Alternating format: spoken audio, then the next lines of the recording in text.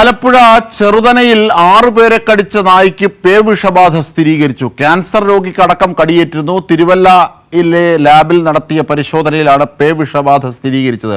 ഷാജഹാൻ വിവരങ്ങളുമായി ചേരുകയാണ് ഞങ്ങളുടെ പ്രതിനിധി. ഷാജി, എന്താണ് വിവരങ്ങൾ? ലാബിലെ പരിശോധന പേടിപ്പിക്കുന്നതാണ്.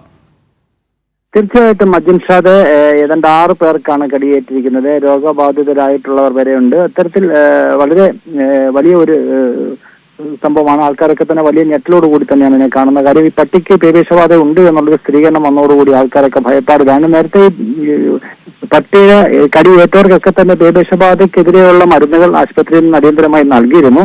പക്ഷെ എങ്കിലും ഇന്നലെ രാത്രിയോടുകൂടിയാണ് പേവിഷബാധ സ്ഥിരീകരിച്ചിരിക്കുന്നത്. ഈ കഴിഞ്ഞ ദിവസങ്ങളിലൊക്കെ തന്നെ ആലപ്പുഴയിൽ ഇത്തരത്തിൽ 1-2 കേസുകൾ പേവിഷബാധ വന്ന് കുട്ടികൾ മരിക്കുന്ന ഒരു സാഹചര്യം ഉണ്ടായി.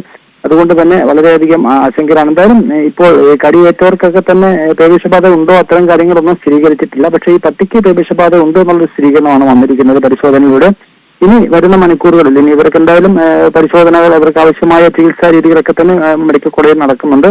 മറ്റ് ഭയാനകമായ സ്ഥിതിവിശേഷങ്ങളൊന്നും തന്നെ ഇല്ല. ഇവർക്ക് പേവിഷബാധ ഉണ്ടോ ഇല്ലയോ എന്നുള്ളത് സംബന്ധിച്ച് സ്ഥിരീകരണം നമുക്കിനിയും ലഭിച്ചിട്ടില്ല. അത് കുറച്ച് സമയങ്ങൾക്ക് ശേഷം. ഈ 6 പേര് കടിയേറ്റവരൊക്കെ ആന്റി റാബിസ് ഇഞ്ചക്ഷൻ എടുത്തവരാണ് എന്നാണ് അറിയാനുമാകുന്നത്. എന്തായിരുന്നാലും ആശങ്ക ഉണ്ടാക്കുന്നു. ഇതിന്റെ വിവരങ്ങളാണ് ഷാജി നൽകുന്നത്.